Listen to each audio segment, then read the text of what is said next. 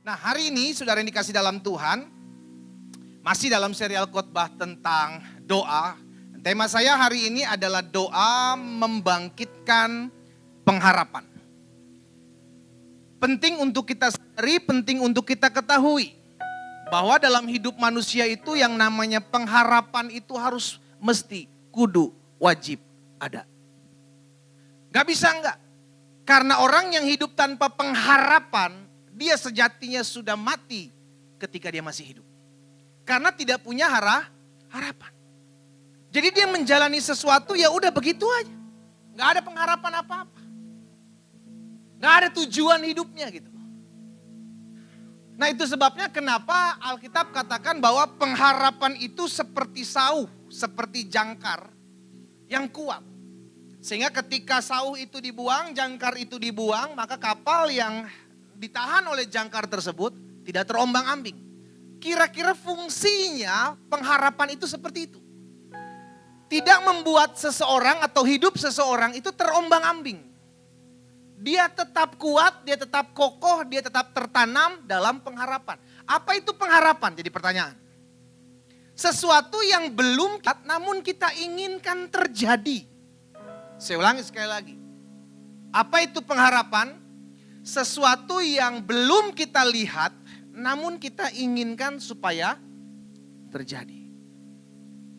Namun pada kenyataannya seringkali yang terjadi tidak sesuai apa yang kita inginkan.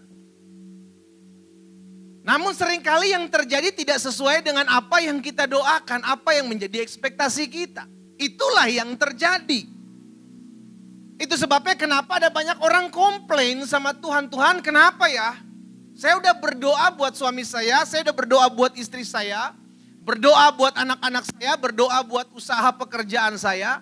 Tetapi justru yang terjadi adalah sebaliknya. Ada banyak kebingungan yang terjadi ketika seseorang, Bapak Ibu sudah dikasih dalam Tuhan, berharap sesuatu terjadi tetapi tidak terjadi. Justru yang terjadi adalah sebaliknya. Contoh, Ayub. Alkitab katakan Ayub adalah seorang yang jujur, saleh, takut akan Allah, menjauhi kejahatan. Tapi pada kenyataan yang terjadi pada hidup Ayub apa? Waduh, gak enak. Mulai dari dia, anak-anaknya diambil Tuhan, mati semua. Kekayaannya habis, sakit penyakit menimpa hidupnya. Istrinya pergi meninggalkan dia. Seorang yang saleh, jujur, takut akan Allah, menjauhi kejahatan, menghadapi hal tersebut. Kan kayak nggak imbang gitu loh Tuhan. Kenapa saya udah lakukan hal ini justru yang menimpa saya hal itu? Itulah yang sering terjadi dalam hidup orang percaya.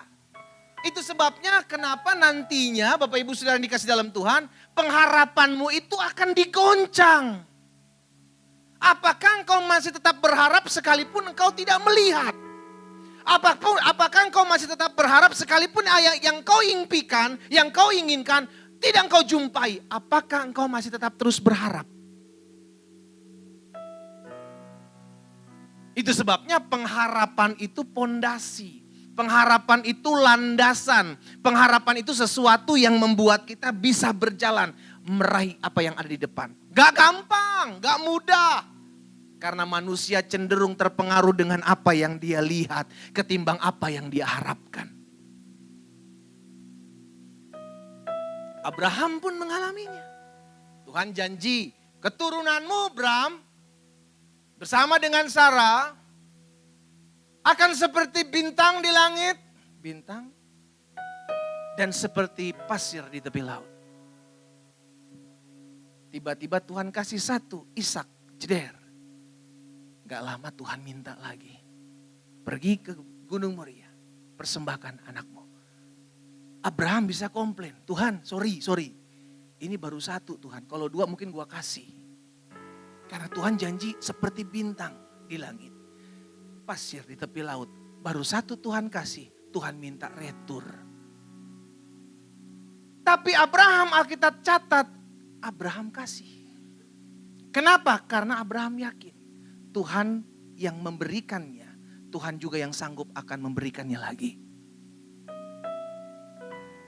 Jadi harapan setiap kita itu akan diuji. Masihkah engkau tetap berharap sekalipun kau belum melihat harapanmu terjadi?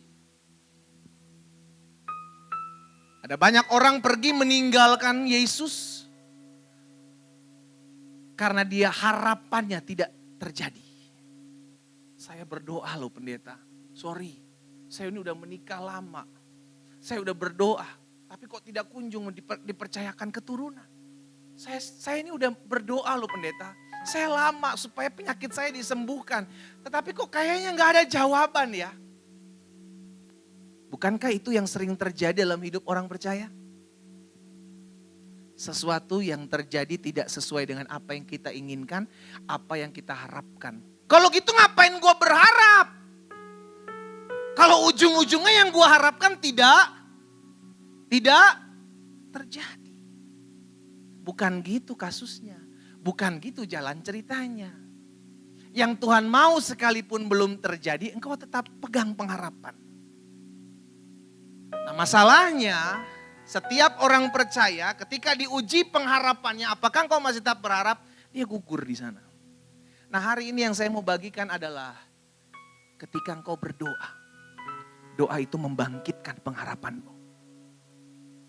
Ketika engkau berseru sama Tuhan, pengharapanmu itu di-charge. Kembali diberikan pengharapan sama Tuhan. Karena tanpa engkau berdoa, engkau akan kehabisan pengharapan di hatimu. Doa membawa setiap kita untuk tetap terus berharap. Kenapa? Karena doa sesuatu yang belum kita lihat. Enggak mungkin kita doakan sesuatu yang sudah terjadi, betul? Apa yang kita doakan sesuatu yang belum terjadi. Dan kita inginkan itu terjadi. Makanya kita berdoa. Dan doa harus berjalan bersama-sama dengan pengharapan. Kalau di sisi lain engkau berdoa tapi engkau tidak mau berharap, itu tidak akan pernah terjadi. Makanya Yesus bilang apapun juga yang kamu doakan dan kamu minta, percayalah bahwa kamu telah menerimanya. Sudah terima belum? Belum. Tapi kenapa Yesus ngajarin sudah terima? That is hope. Itulah pengharapan. Kita lihat sama-sama di dalam Roma pasal 8 ayat 24 dan 25. Roma pasal 8 ayat 24 dan 25. Sebab kita diselamatkan dalam apa saudara? Yes. Saudara dan saya itu diselamatkan dalam pengharapan. Jadi setiap kita berharap bahwa setiap kita datang sama Yesus, saya diselamatkan. Saya tanya sekarang sama saudara, saudara yakin gak sudah diselamatkan?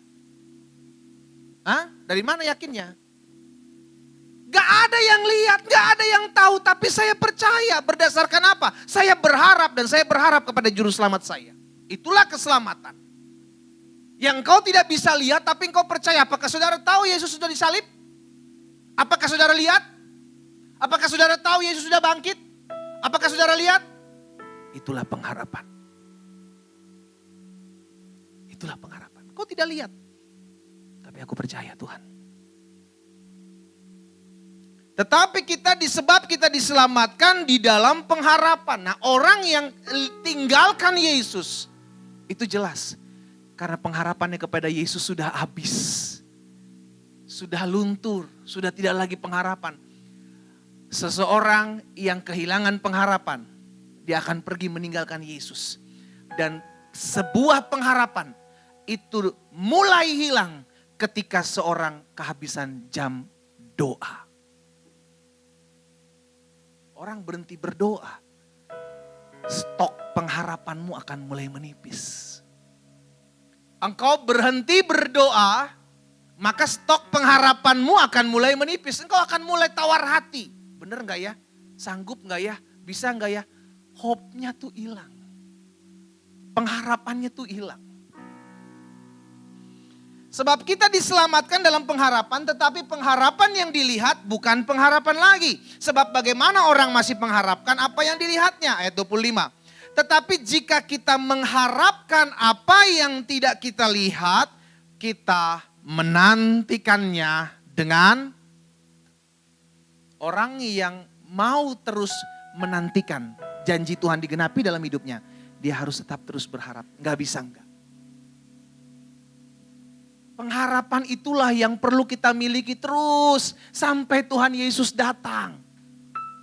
Miliki pengharapan itu. Sekarang saya kasih tahu caranya bagaimana pengharapan itu tetap ada dalam hati dan hidupmu. Doa, colek kanan kirinya, doa lu.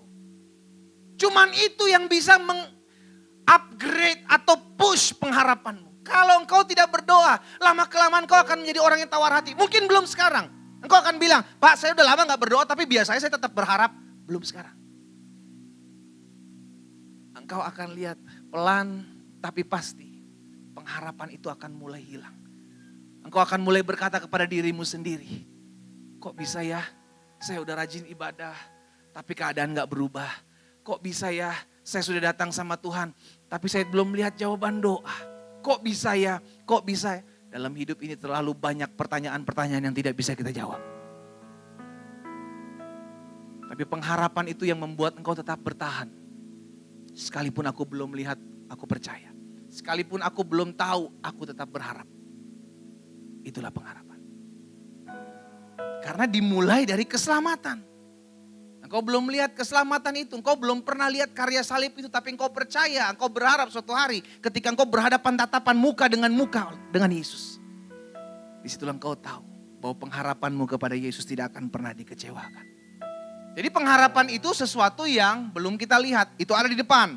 Ya, itu ada di depan, kita belum pernah lihat tapi kita rindu hal itu terjadi.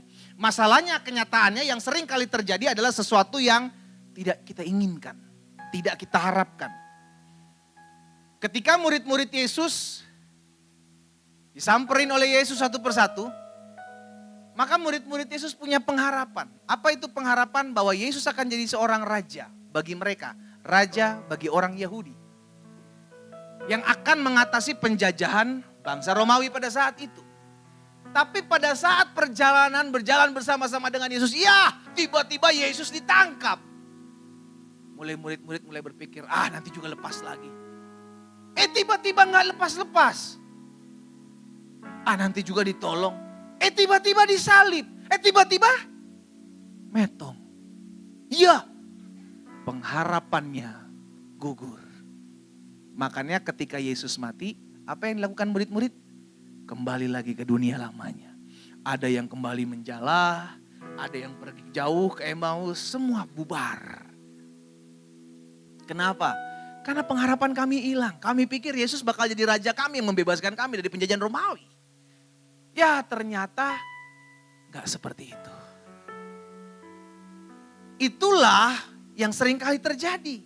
Kita berharap sesuatu tetapi pada kenyataannya itu tidak terjadi. Justru yang terjadi sebaliknya. Itu yang contoh pertama. Contoh kedua, ada orang bernama Maria dan Marta. Punya saudara laki-laki namanya Lazarus. Lazarus sakit, Maria Marta WhatsApp Yesus, guru. Kalau zaman sekarang kan WhatsApp, Alkitab catat beri kabar. Murid yang kau kasihi sakit. Alkitab mencatat Yesus sengaja tinggal 2 hari lebih lama. Nanti datang, Alkitab mencatat Lazarus sudah 4 hari metong. Maria bilang dan Marta bilang begini, guru, seandainya engkau ada saat itu, saudara kami tidak mati. Karena mereka berharap seandainya tadi kemarin 4 hari lalu guru dengar kabar terus guru jalan, kemari sembuhkan Lazarus pasti hidup. Yang kenyataannya Maria dan Marta melihat justru tidak sembuh. Tapi justru sebaliknya mati. Itu yang sering terjadi. Dan saya percaya itu yang sering kali menimpa hidup kita, saudara. Kita berharap A, yang kita dapati, yang jalani adalah C atau B. Gak sesuai dengan apa yang kita inginkan. Disitulah kita mesti ngerti bahwa engkau sedang diuji. Apakah engkau tetap berharap sekalipun pengharapanmu belum engkau lihat. Agar kita mesti tahu diri. Sama-sama bilang sama saya harus tahu diri.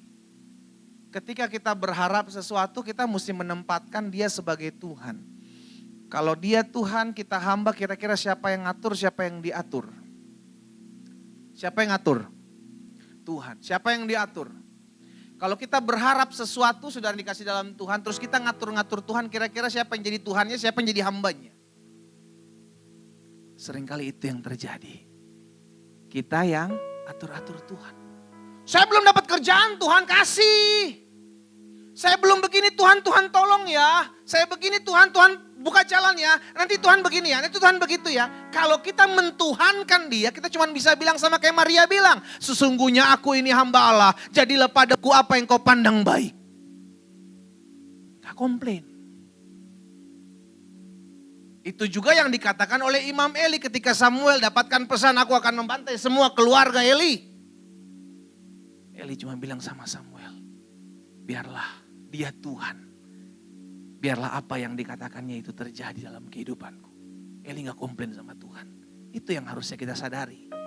Kita boleh berharap, tapi kalau pengharapan kita belum terjadi, tetaplah berharap. Amin.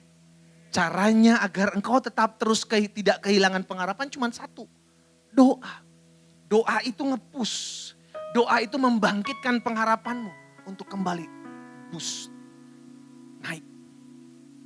Tanpa doa, kau tidak akan pernah dapatkan bahan bakar untuk pengharapan. Saya mau bagikan di sini satu ayat lagi. Di dalam Filipi 4 ayat 6. Filipi 4 ayat 6. Janganlah hendaknya, apa dibilang? Kamu khawatir. Lihat ya. Orang kalau pengharapannya tidak sesuai dengan apa yang dia harapkan, dia mulai bimbang, dia mulai khawatir. Aduh, kenapa jadinya begini ya? Saya udah ngarepin ini terjadi, udah doa, tapi justru yang terjadi tidak sesuai dengan apa yang saya inginkan. Aduh, kenapa ya? Dia mulai khawatir. Lalu Alkitab sudah mencatat apa ya yang harus saya lakukan ketika saya khawatir. Apa dikatakan selanjutnya? Janganlah hendaknya kamu khawatir tentang apapun juga. Apapun juga, seluruh aspek kehidupan kita. Kalau engkau sedang khawatir dengan hal-hal itu, apa yang kau harus lakukan? Filipi 4 ayat 6 ini sudah katakan. Nyatakanlah dalam segala hal, apa dibilang? Keinginanmu kepada Allah di dalam doa, permohonan, naikkan dengan ucapan syukur. Jadi kalau orang khawatir, orang punya permasalahan, orang punya pergumulan, engkau punya pengharapan yang justru tidak terjadi, tetaplah berdoa. Jangan justru sebaliknya. Engkau pengharapan tidak terjadi, lalu engkau mulai stres, kau mulai bimbang, terus kau cari jalan pintas. Engkau cari jalan keluar sendiri, tanpa engkau mau berdoa, engkau tidak akan pernah bisa. Orang akan semakin goyah ketika engkau diperhadapkan dengan pengharapan yang tidak dapat engkau dapati. Engkau lari justru dari Tuhan. Engkau akan lihat justru semakin hancur, justru akan semakin terpuruk. Jadi kalau pengharapanmu belum terjadi sesuai dengan apa yang kau harapkan, kuncinya satu, tetap berharap, tetap berdoa. Filipi 4 ayat 6 udah kasih tahu. Doa, permohonan, naikkan dengan ucapan syukur, itu membuat engkau tetap tenang ketika engkau menghadapi kekhawatiran. Jadi kalau engkau lagi khawatir Bapak Ibu, jangan salahkan orang. Masuk kamar doa-doa. Ya, orang-orang muda dimanapun kau berada, ingat doa. Jangan pandang enteng doa, doa itu dahsyat, doa itu powerful. Doa itu membuat engkau tetap terus berharap sesuatu yang belum engkau lihat, engkau bisa bertahan untuk tetap berharap. Itu cuma satu, ketika engkau berdoa. Saya mau bagikan di sini apa sih dampak dari bahaya dari orang yang kehilangan pengharapan. Seorang yang kehilangan pengharapan, yang pertama dia akan hidup dalam ketidaktenangan. Kenapa tidak tenang? Karena damai sejahteranya hilang. Mau lakukan ini nggak tenang, mau lakukan itu nggak tenang, kayak hampa. Hidupnya tuh kosong. Hidupnya tuh nggak tenang. Kenapa seorang tidak tenang? Karena orang ini kehilangan pengharapan. Coba lihat, Yeremia 29 ayat 11 dan ayat 12. Yeremia 29 ayat 11 dan ayat 12. Sebab aku ini, kata Tuhan, mengetahui rancangan-rancangan apa yang ada padaku mengenai kamu. Jadi Tuhan tahu nih, Tuhan gak mungkin salah. Yang salah seringkali kita. Tuhan tahu rancangan apa yang saya akan kasih dalam kehidupan Glenn. Tuhan tahu rancangan-rancangan apa yang ada padaku mengenai saudara dan saya. Yaitu rancangan damai sejahtera dan bukan rancangan kecelakaan. Untuk memberikan kepada saudara dan saya hari depan yang, kalau hari ini engkau belum melihat ada pengharapan dalam hidupmu, tetaplah doa. Karena engkau akan lihat janji Tuhan, hari depan penuh harapan. Karena ayat ini berhubungan dengan ayat selanjutnya di ayat 12. Coba saudara lihat di ayat 12-nya. Dan apabila kamu berseru dan datang untuk berdoa kepadaku, maka aku akan mendengarkan kamu. Jadi kalau saudara dan saya ini kita mulai goyah akan hari depan kita nggak tahu nih akan jadi apa. Ayat 12 kau lakukan. Berdoalah kepadaku, datang, aku akan mendengarkan kamu. Untuk menggapai hari depan yang penuh harapan, kau harus berjalan bersama-sama dengan aku.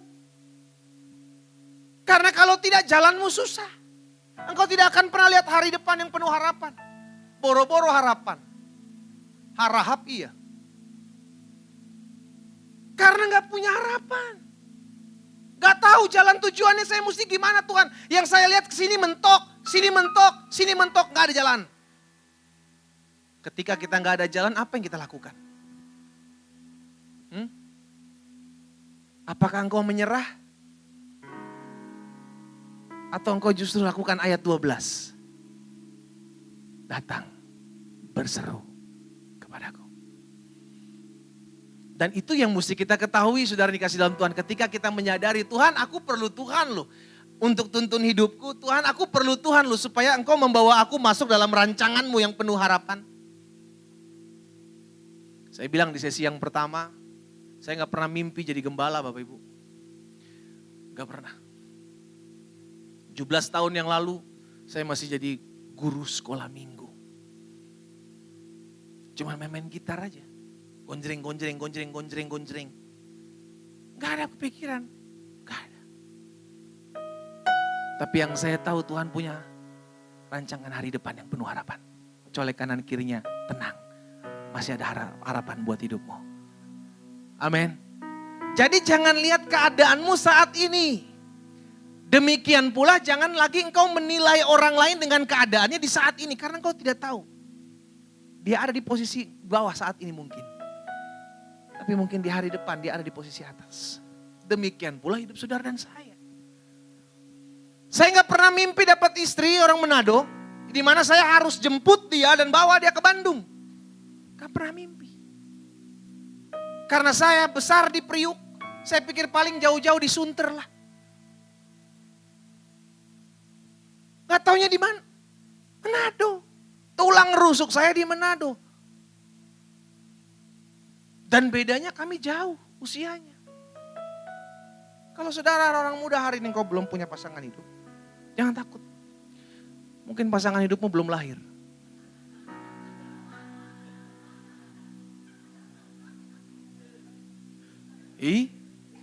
Bisa jadi kan. Jangan takut. Yang penting dekat dengan Tuhan. Yeremia 29 ayat 11 akan terjadi dalam hidupmu. Tuhan tahu rancangan yang indah, yang penuh harapan. Ujungnya itu penuh harapan. Makanya ikut Tuhan aja udah, gak usah mikirin yang aneh-aneh, setia aja, cari Tuhan aja. Jangan fokus dengan keadaanmu, tapi keadaan saya begini-begini terus loh, pendeta gak berubah-berubah. Jangan fokus dengan keadaanmu saat ini. Engkau tidak tahu besok bisa banyak terjadi loh. Mujizat itu bisa terjadi di besok hari.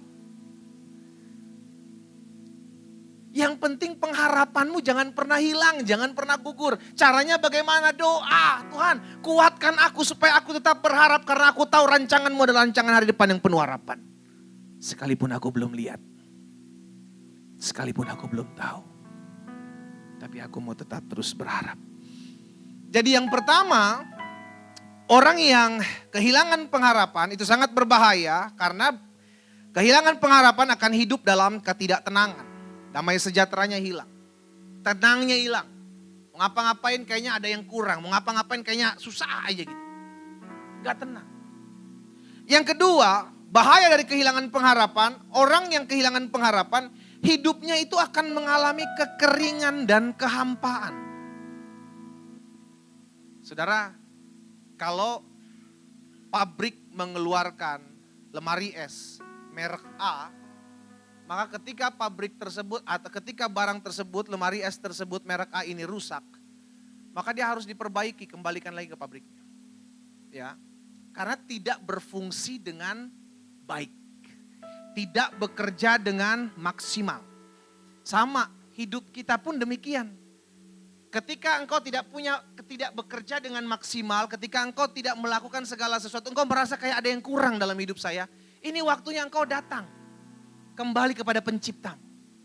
Engkau mesti tahu bahwa Tuhan menciptakan saudara dan saya dan Tuhan menempatkan satu tempat dalam hidup saudara dan saya yang memang ditaruh khusus buat dia. Sehingga kalau tanpa Tuhan maka hidupmu kering. Hidupmu hampa, hidupmu susah. Nah orang kalau kekeringan dampaknya apa sih?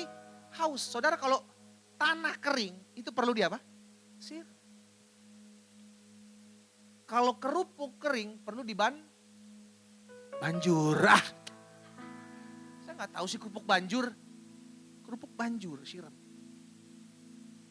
Ini jam berapa sih gue udah ngomong kerupuk? Siram. Kayak saus kacang.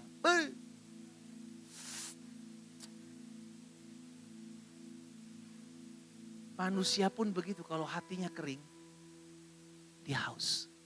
Makanya jangan kaget kalau saudara ngeliat ada orang-orang di sekeliling saudara tuh haus pujian.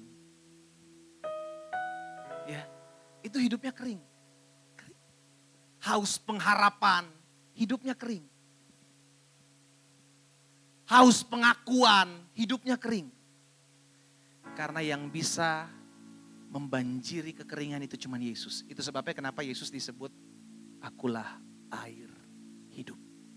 Kita lihat di dalam Yohanes pasal 7 ayat 38. Yohanes 7 ayat 38 bilang begini, barang siapa percaya kepadaku, seperti yang dikatakan oleh kitab suci, dari dalam hatinya apa? Akan mengalir aliran-aliran air hidup. Jadi bisa mengeluarkan air hidup, bukan kering. Sedangkan orang yang kehilangan pengharapan itu kering. Hampa hidupnya, kayak gak punya apa-apa, mau buat ini salah, mau lakukan itu salah, mau kerjakan itu salah. Jadi selain dia merasa sepi, dia merasa gak tenang hidupnya, dia juga mengalami kekeringan. Dan itu yang terjadi dalam kehidupan bangsa Israel. Coba lihat dalam Yehezkiel 37 ayat 11. Yehezkiel 37 ayat 11. Firman Tuhan kepada Yehezkiel. Firmannya kepadaku. Hai anak manusia. Tulang-tulang ini adalah seluruh kaum Israel. Sungguh mereka sendiri mengatakan. Tulang-tulang kami sudah menjadi kering. Dan pengharapan kami sudah lenyap. Kami sudah hilang. Orang yang pengharapan lenyap itu tadi hidupnya kering. Kayak ada sesuatu yang perlu disegarkan gitu. Dia bisa punya apapun, tapi kalau orang hidupnya kering, itu tadi saya bilang dia haus pujian. Dia akan buat sensasi gitu loh saudara. Tujuannya satu, supaya dipuji. Dan itu yang sering terjadi. Haus akan pengakuan. Sehingga buat rambut model jigrak berdiri gitu kayak Simpson. Supaya apa? Supaya diaku. Wih, keren kali rambut kau. Butuh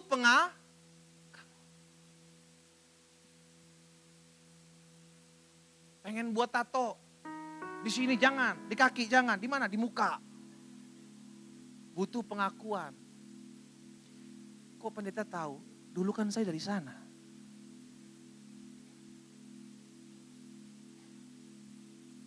Terlalu banyak orang buat tato di tangan. Saya buat di tempat yang orang gak pernah buat. Supaya apa? Supaya diakui. Wih Glenn hebat banget, gak sakit lu dibuat? Enggak, padahal bengkak. Haus. Dan itu yang sedang terjadi hari-hari ini. Dan hanya Yesus yang sanggup membuka tingkap-tingkap air itu. Supaya tidak lagi merasa kering. Yang ketiga, apa bahaya dari kehilangan pengharapan? Orang yang kehilangan pengharapan yang pertama akan hidup dalam ketidaktenangan. Yang kedua, orang yang kehilangan pengharapan akan hidup dalam kekeringan dan kehampaan. Dan yang ketiga, orang yang hidup dalam kehilangan pengharapan itu akan sulit mengalami yang disebut dengan kebahagiaan. Susah. Tahu nggak dampak orang kalau nggak ngalamin kebahagiaan apa saudara? Tahu nggak? Hah? Kalau dirinya nggak pernah ngalamin bahagia, maka dia nggak mau lihat orang lain colek kanan kirinya. Gue harap itu bukan lo. Iya kan? Makanya banyak orang susah ngelihat orang lain colek lagi. Gue harap juga itu bukan lo. Susah ngelihat orang senang ngelihat orang susah, itu yang terjadi sekarang.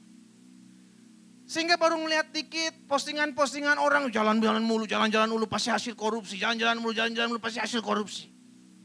Lu kalau nggak bisa main sosmed, nggak usah main sosmed. Ya. Nggak usah. Dampak dari orang tidak pernah mengalami kebahagiaan, yaitu tadi susah ngelihat orang bahagia. Gak mau. Lu kenapa sih kayaknya ngomongin dia terus? Ya biarin aja dia bahagia sama rumah tangganya. Gak tahu, gue kayaknya gak senang aja ngeliat dia bahagia. Kenapa? Gak tahu. Mungkin udah bawaan orok. Gak seneng ngeliat orang bahagia. Orang kehilangan pengharapan tuh seperti itu saudara. Se-ekstrim itu kapa? Yes. Ya saudara lihat hari-hari ini. Cuman gara-gara satu. Pengharapannya hilang. Coba lihat. Ratapan pasalnya yang ketiga, ayat 17 dan 18. Ratapan 3 ayat 17 dan 18 bilang begini. Engkau menceraikan nyawaku dari kesejahteraan. Aku lupa akan, kenapa seorang ini bisa lupa akan kebahagiaan? Di ayat 18-nya, saudara lihat. Sangkaku, pikirku, ya. Sangkaku, hilang lenyaplah kemasyuranku dan harapanku pada Tuhan. Jadi dia merasakan kayak harapanku tuh udah hilang dari Tuhan. Dampaknya apa? Udah lupa akan rasa bahagia. Lupa. Dan ini yang sering kali terjadi saudara. Bayangin kalau sampai orang lupa rasa bahagia. Lu bahagia gak sih hidupnya? Bahagia itu apa sih? Dia gak tahu, dia gak pernah merasakan. Lupa akan rasa bahagia ketika seorang pengharapannya kepada Tuhan hilang. Jadi kalau engkau mau bahagia cuman satu, berharap sama Tuhan. Cuman itu aja, berharap sama Tuhan. Tapi bagaimana kalau saya berharap tapi yang saya lihat justru kenyataannya berbeda, tetap berharap. Jadi jangan mau digeser pengharapanmu dengan keadaan yang belum berubah. Kuncinya itu. Kan itu yang terjadi dalam kehidupan Abraham. Abraham lihat keadaan, saya sudah tua. Istrinya Sarah udah mati tidak lagi bisa punya anak. Ketika Tuhan bilang dari kehidupanmu engkau akan melahirkan anak-anak seperti bintang di langit, seperti pasir tepi laut. Abraham ketawalah. Tapi pada akhirnya Abraham sadar janji Tuhan pasti digenapi. Nah itu kuncinya. Jangan fokus dengan apa yang kau lihat. Karena seringkali yang kau lihat buat engkau kecewa. Kok begini keadaannya? Saya udah ngasihi dia, saya udah menghormati dia, saya udah mencintai dia, tapi dia mengkhianati saya. Kok bisa? Kan itu yang kita lihat.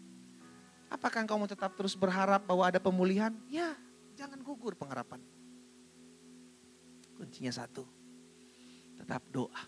Lalu jadi pertanyaan selanjutnya adalah begini. Doa seperti apa Pak? Supaya pengharapan saya tetap terus bertahan. Doa yang seperti apa supaya pengharapan saya tetap terus ada? Yang pertama, doa yang seperti apa engkau harus tetap berharap? Doa dengan memperkatakan firman. Stop memperkatakan kekuranganmu. Stop memperkatakan kenyataan-kenyataan yang engkau lihat, keadaan-keadaan yang belum berubah. Stop memperkatakan itu. Mulai memperkatakan apa yang menjadi firman Tuhan. Makanya Yosua diingatkan Tuhan, jangan engkau lupa memperkatakan kitab Taurat ini, tetapi renungkanlah itu siang dan malam. Supaya engkau bertindak hati-hati. Jangan lupa memperkatakan kitab Taurat ini. Jadi yang kau perkatakan adalah firman. Jangan kenyataan yang kau lihat, kenyataan memang belum berubah Pak, Bu. Belum berubah, orang-orang muda belum terlihat. Tapi jangan perkatakan itu hanya akan membuat engkau semakin lemah. Bayangkan kalau pada saat Daud melawan Goliat, yang Daud lihat buset gede banget nih orang. Ketika dia ngomong seperti itu dia mulai takut. Cuman ngomong.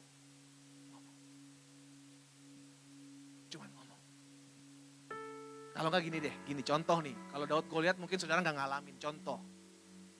Saudara jalan di tempat yang saudara tahu tempat itu angker. Bukan bir, bukan. Serem lah, gitu ya. Serem. Saudara lewat nih, saudara nyanyi. Dalam nama Yesus, dalam nama Yesus. Saudara berani gak? Kenapa? Karena ada nama Yesus saudara nyanyi. Coba sebaliknya. Ketika lagi nyanyi dalam nama Yesus tiba-tiba. Waduh apa tuh? Begitu lu ngomong waduh apa tuh? Yang lu inget apa? Cerita orang. Bahwa dulu di sini ada kematian. Di sini ada pembunuhan. Di sini dulu ada yang ngelihat rambut panjang. Itu keluar semua tuh. Apa yang lu lakukan? Gak pakai lama Pak, gue lari. Tapi ketika lu nyanyi, dalam nama Yesus. Walaupun bulu kuduk merinding nih, dalam nama Yesus. Gini. Apa sih nih berdiri-berdiri? Ada kemenangan. Tapi you berani, percaya, gak percaya. Nanti lewat rumah Ibu Edita, ada kuburan di sana. Ya Bu Rita, ada kuburan situ. Lewat aja jam 12 itu. Dalam nama Yesus. Apa yang engkau katakan itu membuat engkau berani. Tapi sebaliknya kalau engkau memperkatakan ketakutan, engkau akan semakin takut. Beberapa hari yang lalu ada yang telepon saya, pendeta, di rumah saya kayaknya ada roh jahat ini. Saya bilang, Pak, saya kasih ayat-ayat firman. Nih, baca aja. Gitu kan, baca aja. Karena ketika kita baca kebenaran firman, kita baca apa yang membangkitkan iman kita, itu kita gak takut. Jadi apa yang kau perkatakan, itu yang akan membuat engkau takut. Apa yang kau perkatakan, itu yang membuat engkau kuat. Sekarang jadi pertanyaan, apa yang kau perkatakan? Jadi yang pertama doa seperti apa Pak yang membangkitkan pengharapan? Doa dengan memperkatakan firman. Ya, perkatakan firman. Jangan, makanya baca firman, bagaimana kau perkatakan firman kalau kau gak tahu firman. Baca aja. Perkatakan, Tuhan aku percaya. Dalam nama Yesus aku akan lihat mujizat. Karena bagi orang percaya tidak ada mustahil. Itu kan firman. Terus perkatakan, karena keadaan yang kau lihat belum berubah. Tapi perkatakan, itu yang pertama. Roma 10 ayat 17. Roma pasal 10. Ayat 17 firman Tuhan bilang begini. Jadi, kita baca sama-sama. 3, 4. Jadi iman timbul dan pendengaran oleh. Jadi iman itu muncul ketika engkau berbicara. Engkau berbicara maka engkau mendengar. Dan apa yang engkau dengar bisa membuat engkau berani, bisa membuat engkau kuat. Tapi di hal yang sama, apa yang engkau bicarakan bisa membuat engkau takut dan bisa membuat engkau tawar hati. Dan sekarang tinggal keputusan kita mau memperkatakan apa nih? Memperkatakan kelemahan-kelemahanmu kah? Memperkatakan apa yang menjadi kekuatanmu kah? Itu keputusan saudara. Yang kedua, jadi ingat ya, yang pertama doa seperti apa yang dapat membangkitkan pengharapan Pak? Doa dengan memperkatakan firman. Yang kedua, doa seperti apa yang dapat membangkitkan pengharapan? Doa tanpa keraguan-raguan. Minggu lalu kita belajar. Jangan bimbang, lu berdoa percaya. Makanya Yesus bilang dalam Markus 11 ayat 24. Coba kita baca sama-sama. Markus 11 ayat 24. Kita baca sama-sama ayat ini yuk. 3, 4. Karena itu aku berkata kepadamu, apa saja yang kamu minta dan doakan. Apa saja loh Bapak Ibu, apa saja yang kamu minta dan doakan. Apa dikatakan selanjutnya? Percayalah bahwa kamu telah menerimanya. Maka hal itu akan diberikan kepadamu. Apa saja engkau doa, engkau percaya. Jangan bimbang. Jangan bimbang, jangan ragu. Kalau engkau mau tetap terus tinggal dalam pengharapan, maka doa yang kedua yang harus engkau lakukan adalah doa tanpa keraguan-raguan. Yang ketiga, yang terakhir. Doa seperti apa yang dapat membangkitkan pengharapan? Yang pertama doa dengan memperkatakan firman. Ingat yang kau perkatakan firman, jangan kelemahan-kelemahanmu. Yang kedua doa dengan tanpa keraguan-raguan. Udah doa jangan bimbang. Firman Tuhan katakan orang yang bimbang tidak mendapatkan apa-apa. Udah doa jangan ragu. Karena ketika engkau ragu, engkau sedang meragukan kuasa Tuhan dalam hidupmu. Dan yang ketiga, doa seperti apa yang membangkitkan pengharapan? Doa yang disertai dengan action. Doa yang disertai dengan tindakan nyata. Ketika bangsa Israel datang sama Tuhan, Tuhan bilang maju melangkah. Aku sudah memberikan negeri itu kepadamu, sekarang duduki. Kalau bicara tentang memberikan negeri, berarti Tuhan sudah kasih. Tapi apakah bangsa Israel cuma bilang dan lihat dari kejauhan? No. Mereka harus bertindak, mereka harus melangkah, mereka harus maju.